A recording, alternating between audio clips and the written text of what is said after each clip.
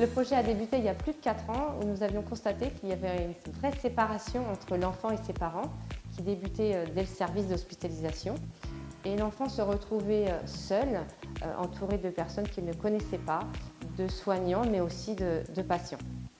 Donc on a commencé par créer un livret d'accueil, c'est-à-dire un livret dans lequel on a présenté à l'enfant tout son parcours de soins, depuis son arrivée le jour J jusqu'à la salle de réveil, en passant par le bloc opératoire, par les couloirs.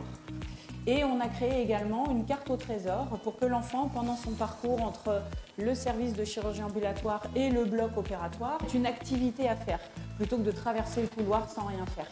Il nous reste encore quelques petites étapes à faire. Nous sommes en train de finaliser une vidéo de présentation de tout le parcours de l'enfant, depuis sa consultation en chirurgie, à travers le service de chirurgie ambulatoire, passage au bloc opératoire en salle de réveil, retour en chirambu et puis sortie de l'hôpital.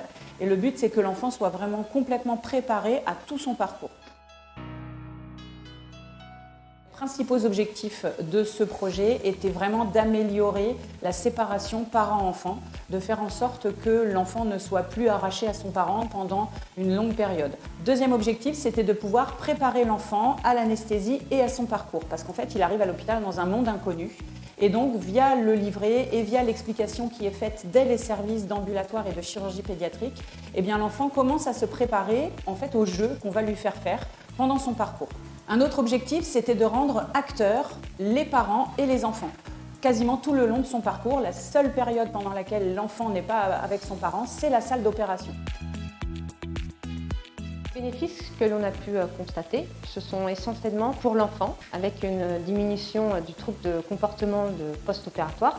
Ce sont des troubles qui pouvaient durer jusqu'à plusieurs mois après l'opération, avec une perte d'appétit, des troubles du langage et du comportement, une agitation, des troubles du sommeil. Le bénéfice par rapport aux parents, c'est que les parents voient à qui ils confient leur enfant, ce qui les rassure de voir leur enfant qui part calme et détendu. C'est un projet qui réunit plusieurs services, de la chirurgie ambulatoire, de la consultation de chirurgie, consultation d'anesthésie, le bloc opératoire, la salle de réveil et enfin les services photo et communication.